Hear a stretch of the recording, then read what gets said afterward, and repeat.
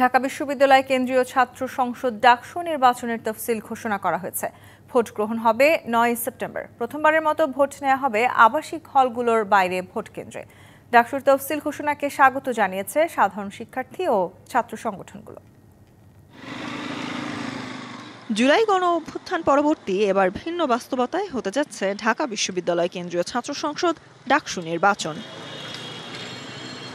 মঙ্গলবার বিকেলে বিশ্ববিদ্যালয়ের নওয়াব আলী চৌধুরী সিনেট ভবনে তফসিল ঘোষণা করেন প্রধান রিটার্নিং কর্মকর্তা। জানান 9 সেপ্টেম্বর সকাল 8টা থেকে বিকেল 3টা পর্যন্ত ডাকসু ও হল সংসদ নির্বাচনের ভোট গ্রহণ হবে।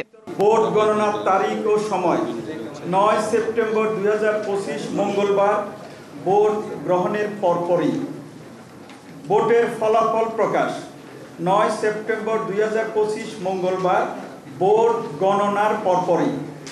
হল সংসদ সংশ্লিষ্ট কেন্দ্র থেকে ডাকসু সমন্বিতভাবে নওয়াব আলী চৌধুরী সিনেট ভবন সিনেট সভা কক্ষে। ঘোষণা আসে নির্বাচনী প্রচার প্রচারণা ও বিধিনিষেধ নিয়েও। ডাকসুর জানা ইতিহাসে কখনো হলের বাইরে এইভাবে ব্যবস্থা করা হয়নি। সাদা কালো পোস্টার, লিফলেট বা হ্যান্ডবিল ছাপানো এবং বিলি করা যাবে। ঢাকা বিশ্ববিদ্যালয়ের বৈধ ছাত্রদের কে কোন পার্টি করে, কার কি মার্কা, ডাকসুতে অন্তত সুযোগ নেই।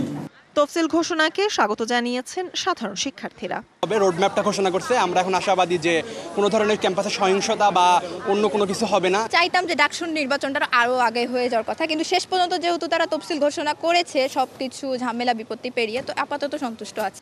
2019-20 সেশন থেকে বর্তমান শিক্ষাবর্ষের শিক্ষার্থীরা ডাকসু নির্বাচনের প্রার্থী ও ভোটার হতে পারবেন। ছাত্রনেতারা চাইছেন যে কোনো মূল্যে সুষ্ঠু, স্বচ্ছ ও অংশগ্রহণমূলক নির্বাচন। শিক্ষার্থীদের একান্ত চাওয়া হচ্ছে ডাকসু নির্বাচন, কারণ এটি তাদের একটা লেজিটিমেট প্ল্যাটফর্ম, যেটার মাধ্যমে তারা কথা বলতে পারেন, তাদের প্রতিনিধিরা কথা বলতে পারে।